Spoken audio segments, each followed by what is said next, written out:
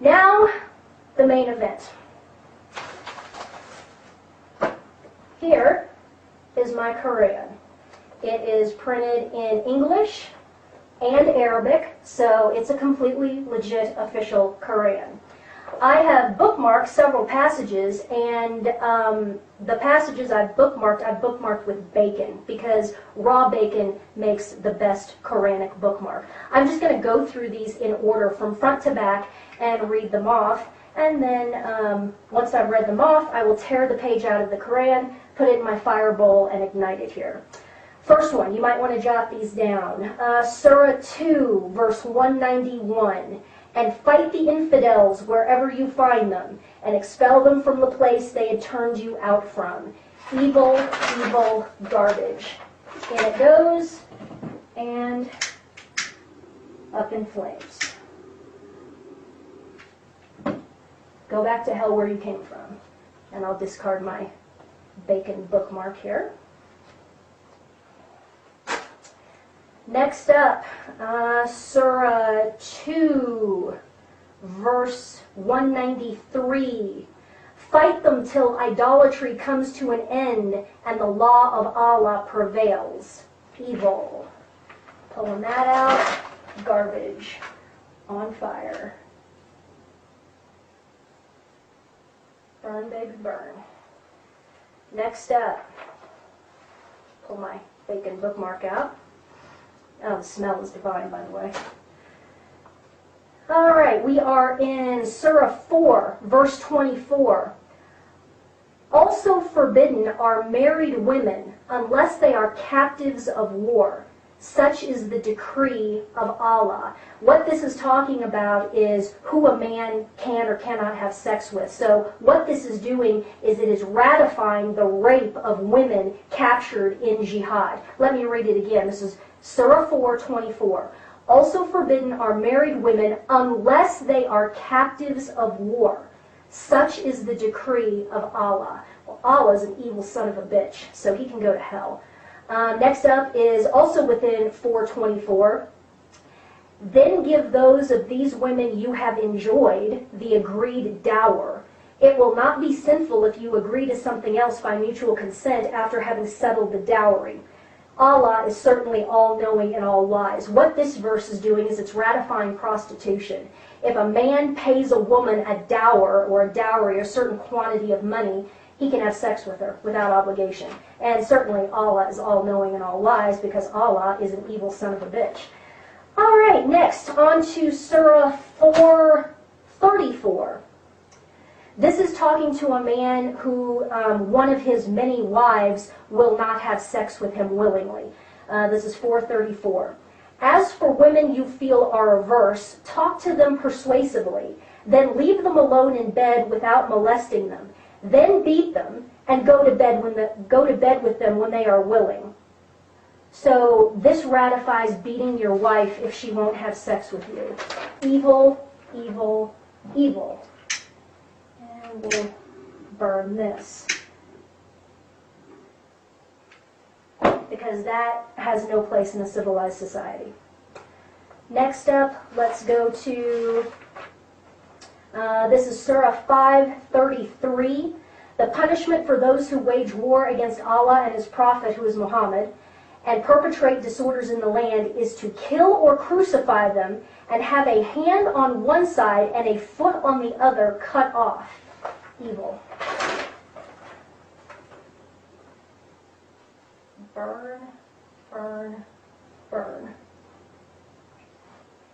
Okay, pull my bookmark out.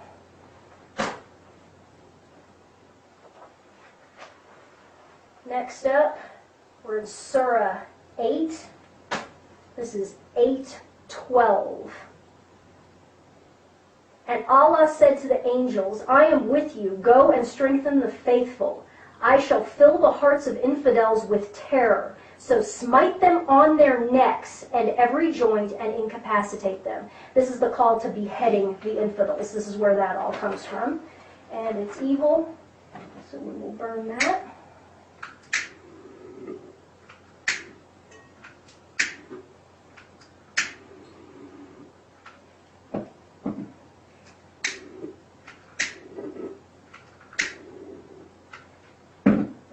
where you came from. And let's see, what do we have here next?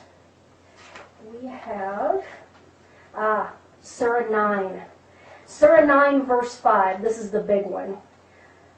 But when these months, prohibited for fighting, are over, slay the idolaters wherever you find them, and take them captive or besiege them, and lie in wait for them at every likely place. Next up, still in wonderful Surah 9, verse 29. Fight those people of the book who do not believe. By the way, Judeo-Christians, that's us, people of the book. Fight those people of the book who do not believe in Allah and the last day. Do not prohibit what Allah and His apostle have forbidden, nor accept divine law until all of them pay the jizya tax in submission. Evil. Not paying no freaking tax. Burn, burn, burn. Next up, still in good old Surah 9, verse 80. Whether you plead forgiveness for them or not, Allah will not forgive them, even though you plead 70 times, for they disbelieved in Allah and His apostle, and Allah does not show transgressors the way. Evil.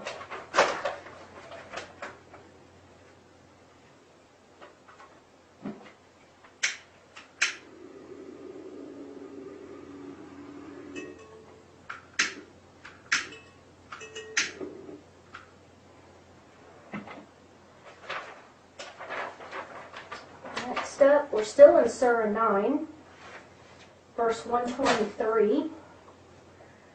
O believers, murder the unbelievers around you, and let them find harshness in you. Really. Yeah, go to hell. There you go.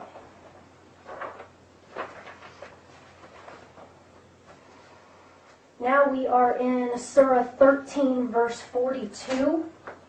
Surely those who had gone before them did deceive, but Allah is all-deceiving, for He has knowledge of what each does. This is calling God a deceiver and a liar, which implies that really Allah's true identity is Satan. And I think we can all agree to that.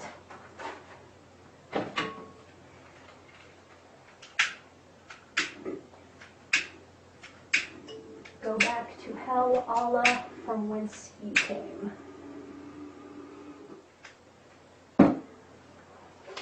Next up, Surah 23, verse 1. The true believers will be successful who are humble in their service, who shun all frivolities, who strive for betterment, who guard their sex, except from their wives and women slaves of old. This ratifies concubinage. Evil. We'll burn that.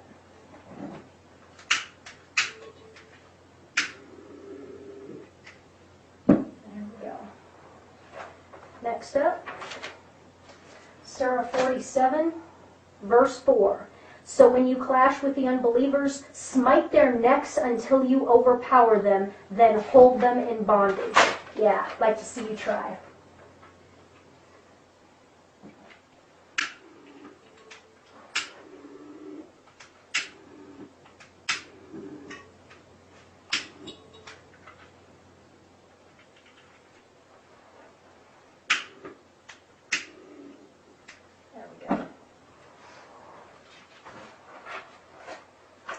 Next up, Surah 52, verse 24. This goes to man-boy sex, which is highly prized in Islam. This is again 52:24. And young boys, like pearls within their shells, will go around. There's all kinds of verses about this. It's twisted.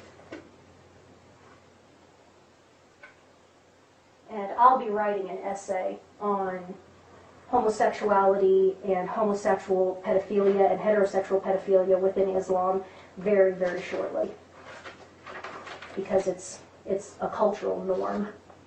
Next up is Surah 56, verse 17. Again, boys of never-ending bloom will pass round to them cups and decanters. Never-ending bloom means never-ending pubescence.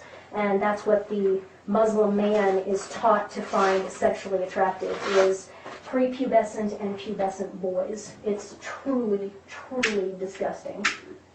Most men, or most boys in Islamic culture, do not escape their childhood without being anally and orally raped by men. And then they, in turn, perpetuate the cycle of sexual abuse. And most men in Islamic cultures are homosexuals/homosexual pedophiles. Now to Surah 65, divorce, 65:4. As for your women who have lost hope of menstruation, and in case you have doubt, the prescribed period of waiting for them is 3 months, as also for those who have not menstruated yet. What this is doing is ratifying sex with prepubescent girls. Let me read it again. As for your women who have lost hope of menstruation, that would be older women, and in case you have a doubt, the prescribed period of waiting for them is 3 months, as also for those who have not menstruated yet. So this is ratifying sex with girls who are, under 12, 13 years old, which is evil. There is no other word for that. It's evil. So we'll burn that. And then finally, last citation here is Surah 76, verse 19. And boys of everlasting youth will go about attending them. Looking at them, you would think that they were pearls dispersed. Again, young boys as sex objects. Disgusting. Filthy, evil, satanic, disgusting. The whole thing, front to back. I just picked out a few. Every single page has something like that. There's either ratification of rape, ratification of sex with boys, or violence, violence, violence, kill, maim, behead, show no mercy, blah, blah, blah. This is evil. Evil, evil garbage. And it will be a cold day in hell before I bow down to this crap. I would encourage all of you out there watching who share my feelings to do something similar, because we have to make a stand right here and right now. We can't wait around 20 years. We can't wait a generation for our kids to fight this war for us. This war is on us right here and right now. Either we make our stand right here or it's over. Burn a Quran. Put it on YouTube. Show the world that we are not going to back down. Backing down is not what Christianity is about. There's a reason why the church on earth is called the church militant. Okay? You can come after me if you want, boys. You come after me. That's fine. I have no problem laying down my life for my fellow Americans, for my fellow human beings, and for the church. I have no problem with that. Come and get it. But I'm not going to lay down. That is not what Christ commands. There are times when we have to fight. We fight evil. We fight the evil in the world, and this crap is evil. My name is Ann Barnhart. I'm at 9175 Cornbreast Circle, 80124 in Lone Tree, Colorado. Anybody who wants a piece of me is more than welcome to come and get it. That goes for Lindsey Graham, anyone in the government who thinks that this is a crime, or any Muslims who would like to come and get a piece of me. I've had enough of this crap. I'm not going to bow. I am not going to submit to Islam, ever. Ever.